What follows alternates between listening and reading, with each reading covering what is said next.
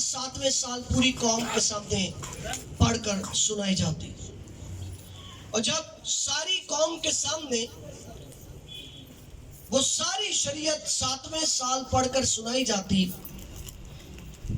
तो लोग ज़ारों कतार आंसुओं की बहुतात के साथ रोते, आंसू बहाते, कुर्लाते, धाड़ते, इसलिए कि खुदा का कलाम उनके साथ हो रहा है। किसका कलाम जी? खुदा का कलाम। वो लोग डरते, कांपते, थरथराते कि खुदा के मुंह की बातें हमारे साथ हो रही हैं। इसे वो इस सूरत में देखते कि खुदा हमसे हम कलाम हो रहा है। इस बात के सही यकीन के साथ वो कलाम खुदाबंदी की समाअत करते। आज ये सरी ईमान, ये वो भरोसा, वो यकीन कामिल जिसका फुकदान है आज ईमानदारों की जमात के अंदर। ईमान के हकीकी मियार तक रसाई नहीं है, बच्चे लोग आगे ना, क्योंकि हमें जिस ईमान की तस्वीर दिखाई गई शुरू दिन से, डे 1 से, वो ईमान सिर्फ 3 चीजें उस तस्वीर में हमें दिखाई गई, जो ईमान, जिस ईमान से आज तक चर्च को, कलीसियाओं को, ईमानदारों को मुतारफ करवाया गया। 3 चीजें उस ईमान की तस्वीर में थी। यानी अगर कोई आदमी ईमान रखता है तो उसका मतलब है उसने शिफा पानी है, तस्वीर का पहला हिस्सा। अगर कोई आदमी ईमान रखता है तो उसका मतलब है कि उसने कोई मौजज़ा हासिल करना है, तस्वीर का दूसरा हिस्सा। तस्वीर का तीसरा हिस्सा, वो ईमान इसलिए ला रहा है कि उसने बरकत पानी है। यानी साबित ये हुआ कि ईमान का मतलब लोगों ने अभी तक जो समझा वो महज शिफा पाना, मौजज़ा पाना या बरकत पाना है। ईमान की कोई चौथी किस्म हमसे डिस्कस नहीं की गई। ईमान का अगला दर्जा हमारे साथ बयान नहीं किया गया, इसलिए ईमान के उस मियार से हम गफलत में रह गए, हम गाफिल रह गए। ईमान के दर्जात को समझना आज के ईमानदार के लिए बड़ा जरूरी है। ईमानदार का मतलब ये नहीं कि जो ईमानदार मैं बना हूं या आप में से कोई बना है वो शिफा पाने वाला ईमानदार। ईमानदार का हरगिज ये मतलब नहीं कि सिर्फ मौजज़ा पाने वाला ईमानदार। ईमानदार का हरगिज ये मतलब नहीं कि महज बरकत पाने वाला। क्या शिफा, मौजज़ा और बरकत के अलावा भी किसी चीज का नाम ईमान है? क्योंकि हमें तो अभी तक यही बताया गया कि ईमान का मतलब शिफा पाना, ईमान का मतलब जो है मौजज़ा हासिल करना, या ईमान का मतलब महज बरकत को पाना है। अगर ईमान के अगले दर्जात को आप समझते होते, मैं बताता हूं कि आज का ईमानदार या मसीही शागिर्द या कलीसिया के अफराद या अरकान अगर इस ईमान के दर्जे को समझते होते तो कभी अपने घरों में पड़े डरते ना, कभी उन्हें डर ना लगता, कभी वो अपने आप को अकेला ना महसूस करते अगर ईमान के अगले दर्जे को जानते होते। कभी तन्हाई की वजह से वो किसी गुनाह में मुब्तला ना हो जाते अगर ईमान के अगले दर्जे को समझते होते।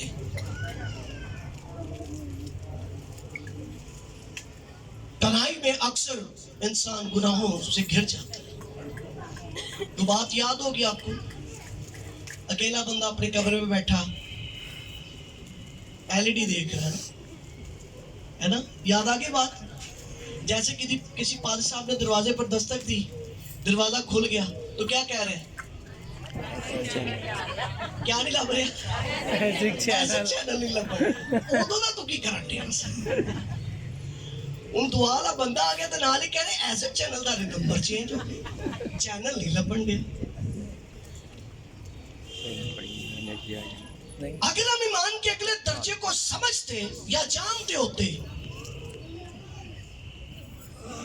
तो किसी ऐसे गुनाह में मुब्तला ना हो जाते। हम ईमान के उस मुकाम को समझने में कासिर हुए, इसलिए होशिया की किताब में ये लिखा गया कि मेरे लोग अदबे मार्फत की वजह से हलाक हुए जाते हैं। अदबे मार्फत की कमी है, मार्फत से लोग गाफिल हैं, मार्फत तक रसाई नहीं, मार्फत की बातें आती नहीं है। मार्फत के कलाम से, जो कि इल्मियत का कलाम है, नवाकिफ है चर्च। ईमान का एक खास दर्जा, बहुत सारी बातें हैं, अगर ईमान पर ही बात करें तो वक्त दरकार है जिस पर हम बड़ी तफसील से इस पर बातचीत कर सकते हैं, क्योंकि बाइबल की एक बड़ी खूबसूरत आयत है जिसे हार्ट ऑफ द बाइबल कहा जाता है या हार्ट ऑफ न्यू टेस्टामेंट कहा जाता है। याद है कौन सी आयत है? याद है किसी को? बाइबल का दिल कहा जाता है एक आयत को, याद होगी।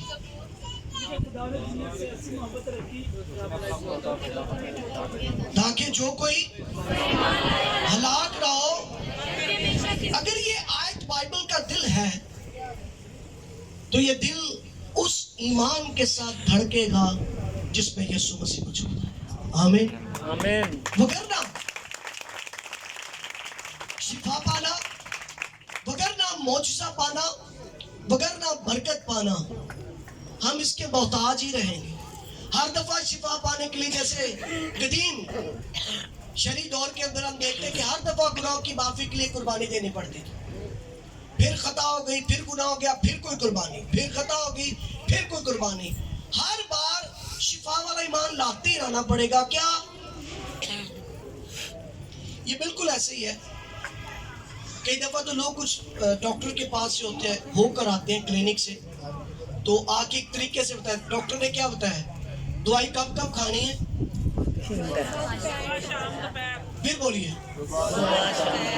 देखो सानू आप नहीं पता सी दवाई खाने के सुबह ऐसी नहीं किया है, कुछ नहीं। तो कुछ चीजों से हम इसी तरह से नावाकिफ है, हम कहते और बोलते जा रहे हैं और हमें पता नहीं हम कर क्या रहे हैं। आपने खुद ही कहा सुबह शाम, अगले दिन जाकर तीजी खुराक खाना। सिर्फ मैंने आपका ज़हन जो आप माइंड सेट है जिसके साथ हम चल रहे हैं, हमें पता है कि असि सुबह दोपहर तो शामी खानी, लेकिन असि कहने हैं सुबह शाम दोपहर। तालीमी तौर पर, इल्मी तौर पर, कलाम के लिहाज से, वादों के लिहाज से, शरीयत के लिहाज से, हुक्मों के लिहाज से, ईमान के लिहाज से, इसी तरह से हमसे कुछ गफलतें बरत रहे हैं। हम वो नहीं कर पा रहे जो कलाम खुदावंदी हमें हुक्म देता है। ईमान का एक ऐसा दर्जा जिससे हम वाकफियत हासिल करने वाले हैं, मैं उसके बारे में भी आपको बताना चाहता। अपनी इस्लाह के लिए इब्रानी कलीसिया के नाम लिखा गया बुजुर्ग पौलुस रसूल का खत, उसका 11वां बाब और आयत नंबर 6। एक ही आयत से हम अपनी इस्लाह लेंगे और अपनी बरकत को हासिल करेंगे। इब्रानियों 11वां बाब और उसकी 6ठी आयत।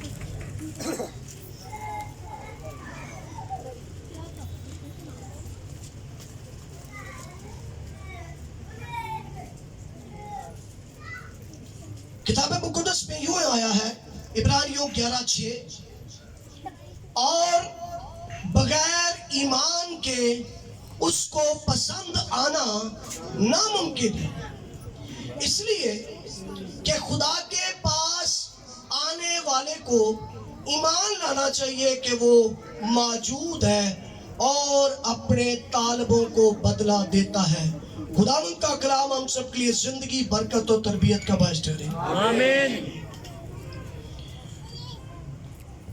खुदावंद को पसंद आने के ईमान की उस खुसूसियत को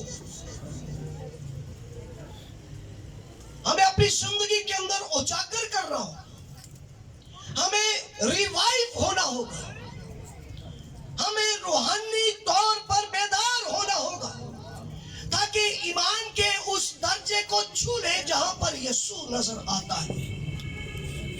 सकई जब वो अपने बड़े खास काम को, बड़े मनसब को छोड़कर यीशु को देखने के लिए आया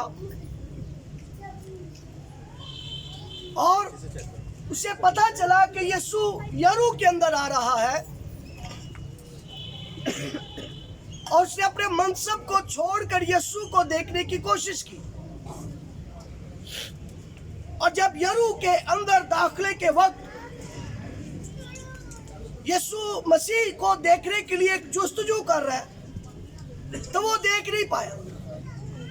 कि देख लिया था पहले वक्त में से कहीं, क्यों नहीं देख पाया? लेकिन उसने मसीह को देखने की जुस्तजू को डिस्कनेक्ट नहीं किया। ये है वो ईमान जो हालात, वक्त, मामलों, किस्सों, मुकदमों, बीमारियों, जादूगरियों और शैतानी ताकतों, बदरूहों, तस्वीरों के साथ लड़ने वाला ईमान, शकाई का ईमान हालात के साथ लड़ रहा था कि आज मैंने अपने निजात दहिंदा को देखना। हम उसे मिल कर जाएंगे, हम उसे देख कर जाएंगे, मैं उसे पा कर जाऊंगा। इस गर्ज से ज़कई आया था। क्या ज़कई अपने घर, अपने मकसद के बगैर वापस पूरा चला गया? क्या मकसद पूरा हुए बगैर वापस चला गया? आज हम thousands टाइम चर्च आए हैं और अपनी मुरादें पाए बगैर घर चले जाते हैं। thousands टाइम हम अपने ईमान के उस मुकाम को उजागर नहीं होने देते कि मेरी आज खुदा से, मसीह से मुलाकात हो। जैसे आते हैं वैसे हो जाते हैं। पादी साहब भी छू छू टच करके तो भेज देते हैं, छू टच। लोगों को भी ये अच्छा लगता है। जितने पादी साहब टच एंड स्पिरिट की बात नहीं करते, कहते गिरजे नहीं सही, उत्थे जाने जितने बंदे डिगदे हैं। अपना अपना माइंडसेट बना लिया। हमें लगता है कि जरा पादरी सुखी चलता बंदे वही ठीक है। मैं इस बात की तालीम के खिलाफ नहीं हूँ, लेकिन हमारा एक माइंडसेट बन गया है कि यही है। इसलिए हम ईमान के अगले मुकाम को नहीं जान सकते। मैं बताना चाहता हूँ खुदा का रूह कुछ भी कर सकता है। मैं अब आपको नई बात बताऊँ, ईमान के साथ उसे कबूल कर लीजिएगा। आप हैरान होंगे, जब कभी आपने नहीं सुना था कि बंदे सलीन होते हैं तो ये बात आपके लिए मजाक थी। मैं एक नई बात बताना चाहता हूँ। हबशी ख्वाजा जब अपने रथ पर बैठकर ईसाई नबी का सीफा पढ़ते हुए जा रहा था तो खुदा के रूह ने किसको भेजा हबशी ख्वाजा के साथ बातचीत करने के लिए? किसको भेजा? फिलिप्पस को। फिलिप्पस को खुदावन ने उस आदमी के पास भेजा। तो फिलिप्पस जो है वो किसी और जगह पर था, हबशी ख्वाजा किसी और जगह पर रथ पर बैठकर ईसाई नबी का सीफा पढ़ रहा है। वो यरूशलेम से बाहर निकल रहा था और फिलिप्पस जो है वो किसी और जगह पर है। अचानक से फिलिप्पस जो है वो रथ के साथ हो गया। कौन सी सवारी पर बैठकर आया? गधे पर था, रथ पर था, किसी ऊंट पर, किसी घोड़े पर बैठकर कैसे आया पता है? खुदा के रूह ने उसे वहां से उठाया और रथ के साथ खड़ा कर दिया। ये ईमान अभी तक हमने देखा ही नहीं है। इस ईमान की बात ही नहीं हमारे साथ होती। तुसी कहते बंदे सलेन होते हैं या लोग जो इस माइंडसेट के साथ खड़े, मैं आपको बताना चाहता हूँ खुदा का रूह आपको एक शहर से उठाकर दूसरे शहर में ले जाने की कुदरत रखता है। यही ईमान का अगला दर्जा है। लेकिन हम इससे बाहर ही नहीं आ रहे। हमें तो शिफा वाला ईमान दिखाया गया, मोजज़े वाला ईमान दिखाया गया, बरकत वाला ईमान दिखाया गया। इस तरफ से हम नहीं आ सके। इस तरह से ईमान के इस मुकाम को आप जानते हैं। हमें सिर्फ एक ही बात बताई गई है कि जब यीशु आएगा तो कलीसिया क्या करेगी? हवा में। वो एक दफा नहीं, एक दफा ऐसा नहीं हुआ। यीशु मसीह खुद भी जब मुर्दों से जी उठे तो जब चाहते किसी भी जगह पर आनन फानन लम्हा के अंदर एक से दूसरी जगह वो चले जाते थे। और ये खुदा के रूह की कुदरत के वसीला से था। आमीन। किसके वसीला से था? आज मैं आपको बताना चाहता हूँ खुदा का रूह इस तरह के अजीब और अजीम काम करने के लिए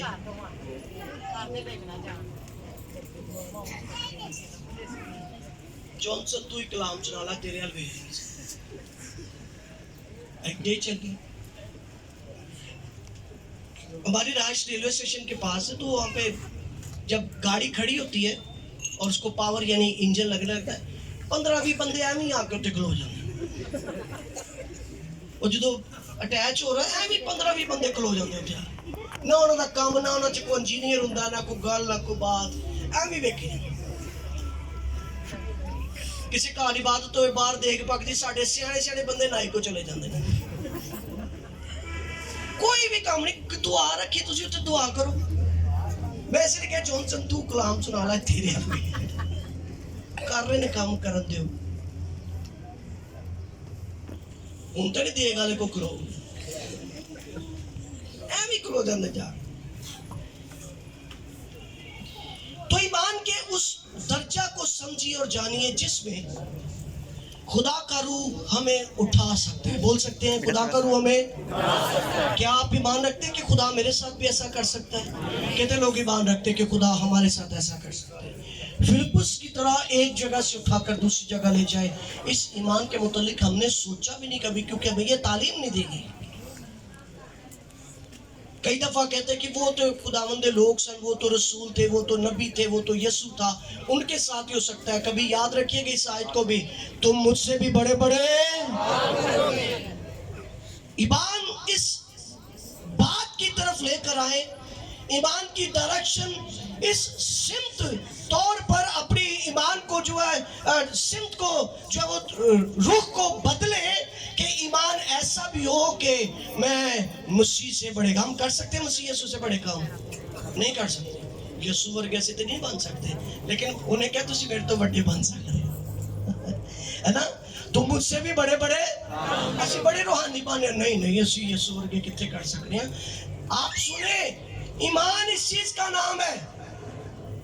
ईमान रखे, यीशु मसीह ने खुद कहा तुम मुझसे भी बड़े बड़े, बात नहीं है, तुम मुझसे भी बड़े बड़े। ये ईमान तुझे कहते यीशु वर्गे नहीं बन सकते, उससे भी बड़े काम, उसके खून के वसीला से जो जिंदगियां खरीदी जा चुकी है। मैं ईमान का वो दर्जा आपको बता रहा हूँ जिसमें आप बड़े बड़े काम करने के लिए तैयार हो सकते हो। कैसे काम जी? सारे बोल सकते हैं। यीशु मसीह ने कहा तुम मुझसे भी बड़े बड़े। तो ऐसे ईमान की पहचान आज हासिल कीजिए। अपने ईमान को चीजों के साथ, हालात के साथ फाइट करने दें और ईमान पर खड़े होना सीखे, ईमान में रुकना सीखे, ईमान में जंग को जीतना सीखे।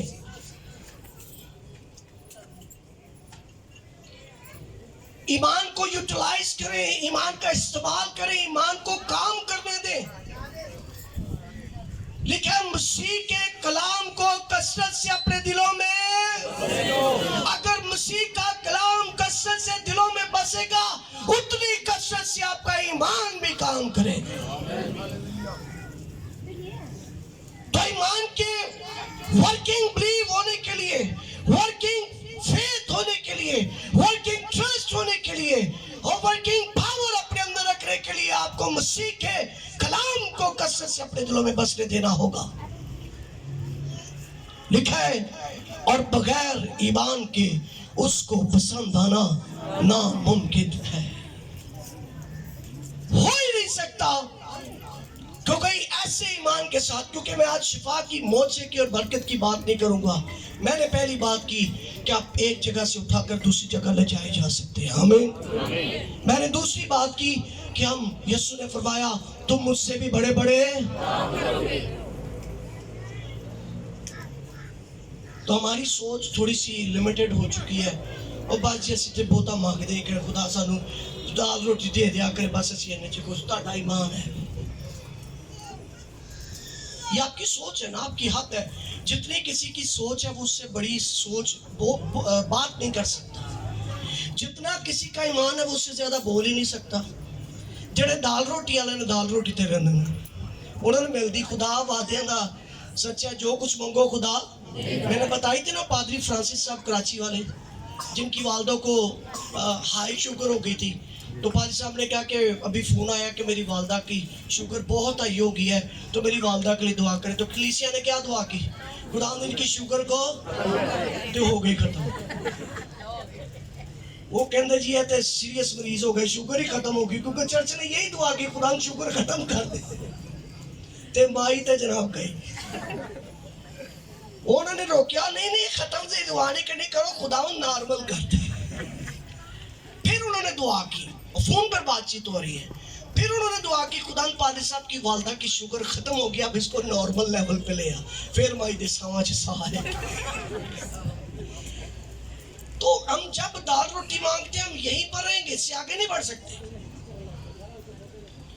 अपनी सोच को, अपने ईमान की हदूद को, अपने थिंकिंग लेवल को बढ़ाइए। ईमान में अपनी सोच बढ़ाइए, ईमान में ज्यादा खुदा उन पर भरोसा रखना सीखिए। मैं एक दफा गुज़श्ता साल दुगै चुंगी पर घर लिया, तो वहां पर कोई इबादत थी, तो कैटरिंग का सामान रिक्शे में लेकर जा रहे थे, दो भाई थे।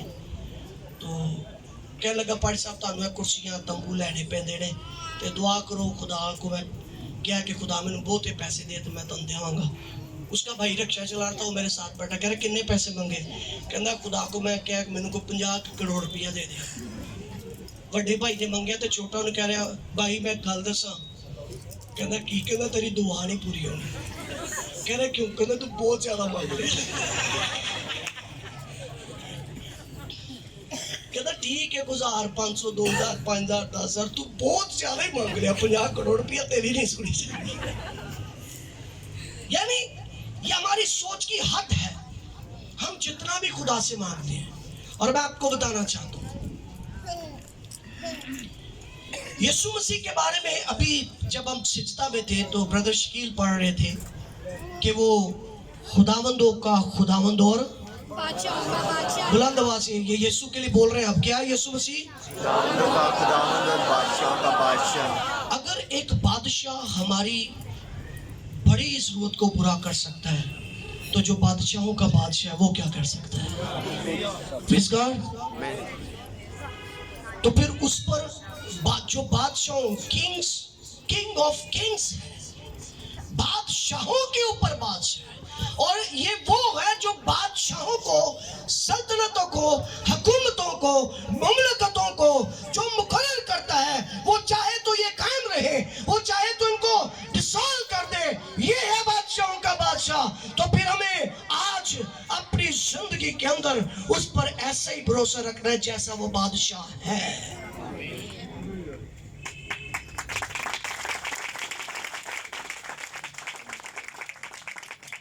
ज्यादा भरोसा रखे खुदा के दाल रोटी चलना, ज्यादा भरोसा रखे। अच्छा, ज्यादा भरोसा रखने से मुराद महज पैसे नहीं, सारे जेब च पैसे घूमने। मैं रूहानी गल्लां कर रहा कि असी रूह चो उठाए जाइए, दूसरी जगह ते चले जाइए, असी मसीह खुदा दा को बड़े बड़े काम करें। लोगों का दिल बड़ा खुश हो रहा है कि पाड़ी साहब कह रहे हैं कि तुसी ज्यादा भरोसा रखो, तो सिर्फ जेब च पैसे, जे सच्ची गल दस रहे हो। अच्छा, ज्यादा भरोसा रखें, ज्यादा पैसे मिलने। अपनी सोच को थोड़ा रूहानी भी बनाया। अट्ठे टाइम पैसे ही ना मांगते रहे। भाई ये जल्लो में थे, भाई विकास और मैं, तो वहाँ पर भाई शकील भी थे, तो वहाँ पे कलाम सुना के लोग रोजा भी अच्छे वास्ते रखते, खुदा पेटी दे दे, खुदा कमेटी कदा। साढ़े रोजे भी कमेटी वास्ते होंगे। रोजा जो है, मैं अभी खैर बात छिड़ गई है, एक रूहानी काम, कैसा काम है? एक रूहानी जंग है, स्पिरिचुअल वॉर है। असी कमेटी वास्ते, बल्कि कई तो अपने बच्चों के रोजे रखाते हैं कि कशफ वाले को लभ जाए, साहब मामला से रोजे रखो कि मिल जाए। कोई आशा पाकिस्तान को कुव्वत को कशफ, बस रोजे भी हमारे ये रूहानी जंग है। कैसी जी? कई ने ऐद की रखे भी रोजे के कर्जा मिल जाए। आप ये ईमान नहीं रखते कि आसमान खुले? ये बड़ा ईमान है। हालेलुया। ये बड़ा ईमान है कि आसमान आपके लिए खुले। आसमानों के खुलने के लिए ईमान रखना शुरू करें। छोटी छोटी चीजों के लिए फिक्रमंद होने की बजाय आसमानों के खोलने के लिए दुआ करना शुरू कर दे। आमीन। और खुदा ऐसा कर सकता है कि नहीं कर सकता? हमारे लिए कर सकते हैं कि किसी और के लिए कर सकते हैं? सब कहे खुदा मेरे लिए कर सकता है। बड़ी बात बोले, खुदा मेरे लिए सब कुछ कर सकता है। अपने जहन में अब वो चीजें रख ले जिससे आप मायूस थे। अपने दिल पे हाथ रखिए जरा, right hand put on your heart. उन सारी चीजों को सोच लें जिसकी वजह से आप मायूस हुए हुए हैं। एक सिंगल मोमेंट के लिए अपनी आंख बंद कीजिए, close your eyes for the single moment, और कहिए खुदा मेरे लिए सब कुछ कर सकता है। पूरे ईमान से बोलिए, बोलिए, कहिए खुदा तू मेरे लिए सब कुछ कर सकता है।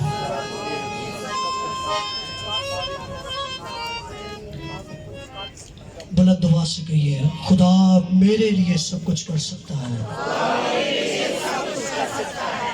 यीशु के नाम में आमीन। ये भरोसा रखना है। जो कह रहे हैं ये मुझे नहीं मिल रहा, मैं आपको ना तो शिफा दे सकता हूँ, मैं मुझसा नहीं कर सकता, मैं आपको बरकत नहीं दे सकता, लेकिन जिसकी पैरवी आप करते हैं वो सब कुछ करने में काबिल है।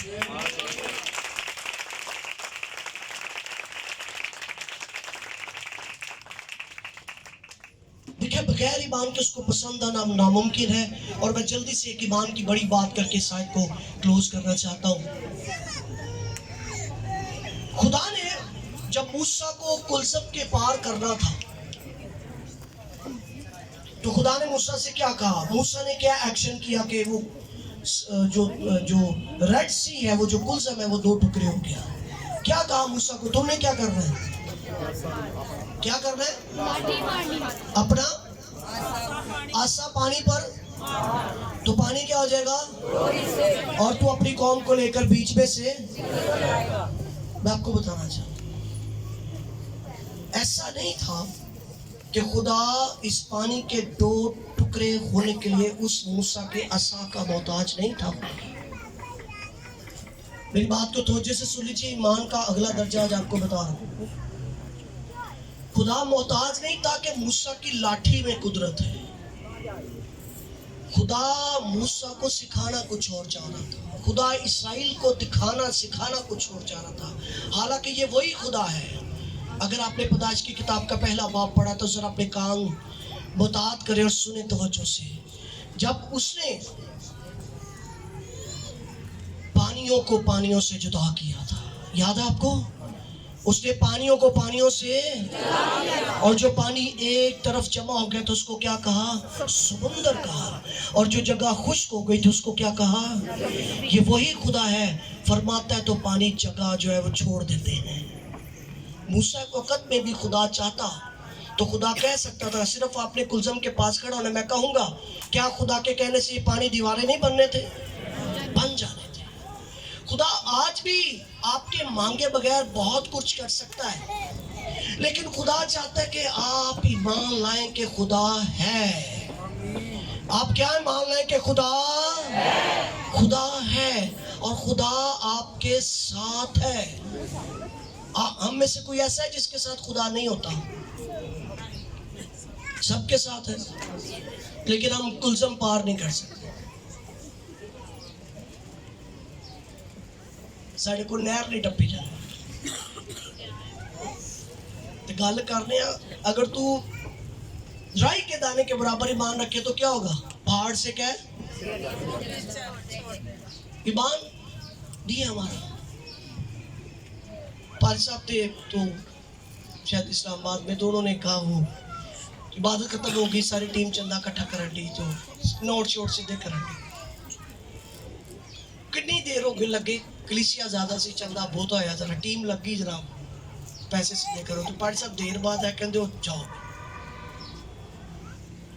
यसू मसीह ने बड़ी सारी दुनिया सीधी कर दी, तेरे को नोट नहीं सीधे होंगे।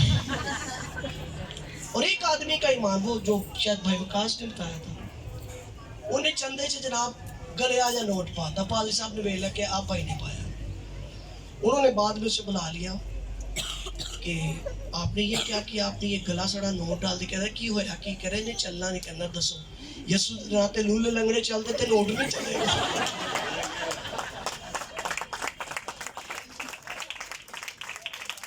अजीब अजीब तरह के ईमान रख लेते हैं, लेकिन जिस ईमान की जरूरत है उस तरफ नहीं आते। वो खुदा अगर पानियों को पानियों से जुदा कर सकते हैं, पैदाइश की किताब में हम पढ़ते हैं, तो कुलसुम को भी हुक्म देता तो वो दो दीवारें बन जाता। लेकिन खुदा हमारे बिलीफ को, खुदा हमारे ट्रस्ट को, खुदा हमारे फेथ को इन एक्शन देखना चाहता है। हम अपने ईमान को काम करता हुआ देखें ताकि हमारा ईमान और बढ़े और आइंदा भी हम एक्शंस कर सकें। खुदा हमारे ईमान को कैसा देखना चाहता है? In action. बोलिए, बोलो अंग्रेजी, खुदा हमारे से कोई नहीं। खुदा हमारे ईमान को कैसे देखना चाहता है? इन एक्शन देखना चाहिए। मुतहरक ईमान, ऐसा ईमान जो काम करता है, ऐसा ईमान जो कहने से हो जाए। अभी हम चंद दिन पहले एक कॉन्फ्रेंस में थे डॉक्टर नईम प्रसाद साहब के चर्च में, तो वहाँ पर अभी कॉन्फ्रेंस हो रही है, नेशनल प्रेयर कॉन्फ्रेंस, उस हवाले से मौजूद थे। तो 23 मार्च को किसी जलसे वगैरह का खदशा है, तो उन्होंने कहा जी आप 23 मार्च को प्रेयर कॉन्फ्रेंस रख रहे हैं, तो उस दिन तो जलसा है। तो किसी ने हल्की सी आवाज़ में बोला असी दुआ करिए तो ये रुक नहीं जाएगा। तो पादरी साहब ने कहा आप ही के दुआ करने से ये काम बंद हो सकता है। या यकीन जानिए, मैं आपको ऐसे ईमान की बाबत बताना चाहता हूँ, जो कुछ तू आसमान पर खोलेगा खुल जाएगा, जो कुछ तू बंद करेगा वो। खुदा आज भी ऐसा है। आपके ईमान से, हम में से हर एक के उस ईमान से जो हम यीशु मसीह पर लाए हैं, आपके खोलने से खुलेंगे, आपके बंद करने से बंद होंगे, क्योंकि उसने कहा मैं तुम में चलूंगा, तुम में फिरूंगा, तुम में बसूंगा और तुम्हारा खुदा होगा। तो जरूर है हम ईमान के अगले दर्जे को हासिल करें कि वो आप में से होकर जब बोलेगा तो हो जाएगा। फिर अपने दिल पर हाथ रखिए और कहिए जब मैं बोलूंगा तो मेरा खुदा करेगा। बुलंद आवाज से कहना है, जब मैं बोलूंगा तो मेरा खुदा करेगा। आमीन। ऐसा ईमान, यह है ईमान का अगला दर्जा। मूसा ने लाठी मारी और वो 2 टुकड़े हो गया, इसलिए कि खुदा चाहता था कि आपके लिखे ना, वो तुम्हारे मांगने से पता है खुदा को आपकी जरूरतों का, लेकिन वो आपके ईमान को किस हालत में देखना चाहता है? In action. किसमें जी? अच्छा लग रहा है अंग्रेजी बोल रहे हैं ना, मजा भी आंदा थोड़ा थोड़ा। तो खुदा आपके ईमान को मुतहरक देखना चाहता है, काम करने वाला ईमान। अगर आज आपने कहा ना मैं जो बोलूंगा मेरा खुदा करेगा, तो इस पे कायम रहना है, खुदा कर देगा। हमें खुदा करेगा आपके लिए कुछ भी है। मैं आपसे पूछ नहीं रहा, लेकिन छोटी चीज ना सोचिएगा, क्योंकि वो बादशाहों का छोटी चीज ना सोचिएगा। 1500 चाहिए बंदा मसाया को पूछ लेना, ऐसे लिए बादशाह ने बादशाह तंग ना करे।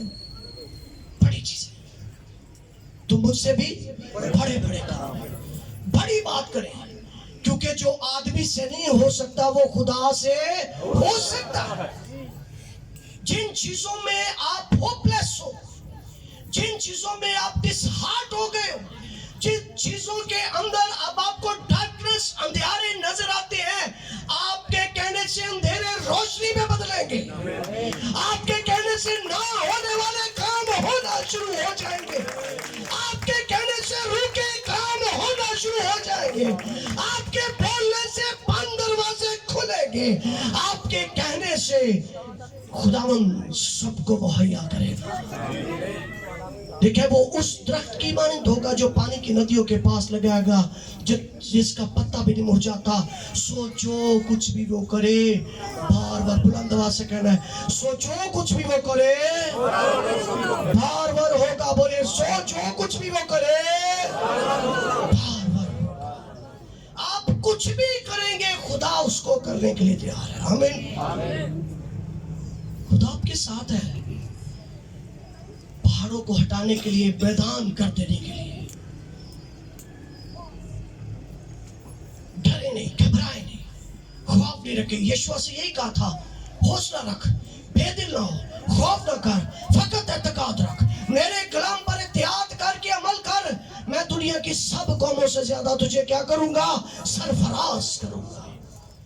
तेरा खुदा सरबुलंदी का, सरफराजी का खुदा है, क्योंकि लिखा है कि सरफराजी जो है न मशरिक से आती न मगरिब से, बल्कि हमारे खुदा की तरफ से जो आसमान पर है। डरे नहीं, घबराए नहीं छोटी छोटी चीजों से। मैं पिछले दिनों में पढ़ रहा तो बहनों के लिए, बेटियों के लिए ना, कुड़ियां जो कुछ हुआ या कीड़ा वेख रहे, एड्डी जोर दी चीख मारती कि मेरी चीख नाल ही कत्ल हो जाए। चिट्टी बड़ी चीख मार, उनकी सोच शायद ऐसी कि मैं बहुत ही चीख मारा करते बहुत ही जल्दी मार जाए।